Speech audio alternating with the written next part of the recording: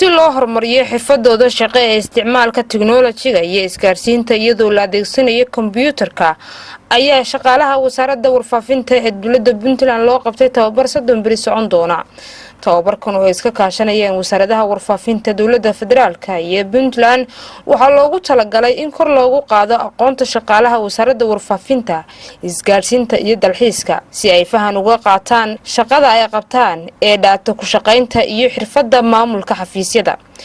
maamulka agaasin oo shirkadda qabanaysa tababarkan waxa ay sheegeen in casharadan ay ka caawinayaan shaqaalaha sidii hab haboon ay shaqaaluhu ugu adeegsan lahaayeen iyadoo oo la raacayo habka casriyeynta tiknoolajiga.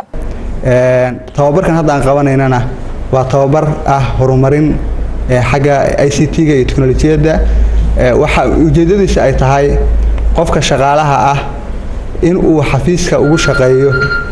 sidii la rabay ugu mataqaanaa wax soo saarka fiicneed. waan ognahay isbedel waxa yimi dhanka tiknoolajiyada waxaana uu yahay in lagu horumariyo shaqaalaha tayadooda dhanka xafiiska oo ay awood u yeeshaan in ay aad mataqaanaa u isticmaalaan kombiyuutarkii inay data analysis samayn karaan iyagoo isticmaalaya Excel iyo SPSS in ay isticmaali karaan record management-igi oo xafiiska waxa looga baahdo oo record-ka iyo arkiifyadii inay mataqaanaa ayadana ay samayn karaan. waxa kale oo iyadana muhiim oo xafiiska looga baahan yahay qofku inuu shaqada ku qabto waqtiga la rabay. waxa soo dhan waxa saacidaya waxa rajaynaynaa tababarkan inuu wax badan uu ka qabto.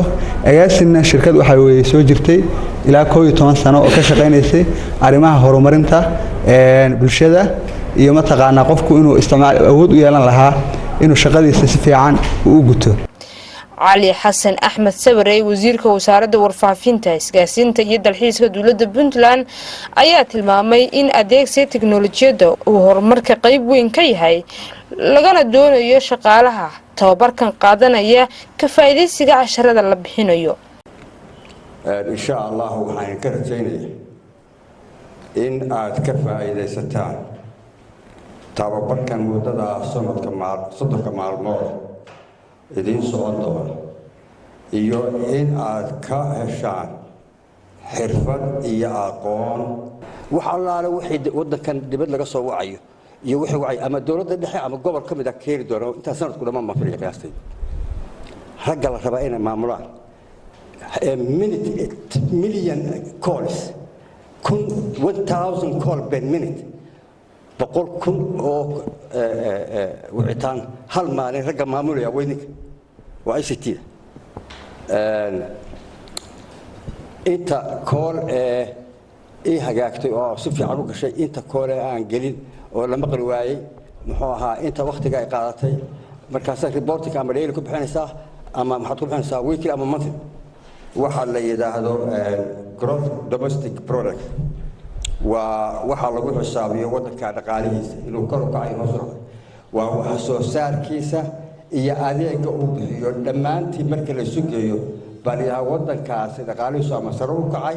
ama hoos u dhacay waxa soo galaya waxa uu dhoofiyo waxa soo galaya waxa uu soo dejisto waxa soo galaya interest rate ku hoos u dhacay kor u kaco waxa soo galaya lacagtiisu inay qiimaheedu kor u dhaco iyo inuu hoos u dhacayo kor u kaco wax badan baa la isku xisaabinaya xirfadda aqoonta shaqaalaha wadankaasi waxay ka qayb qaadataa horumarka wadanka saasawgeed sababta aynu rabno inaynu aqoonteena sare u qaadno waa Qadra Maxamed Puntland TV Garow.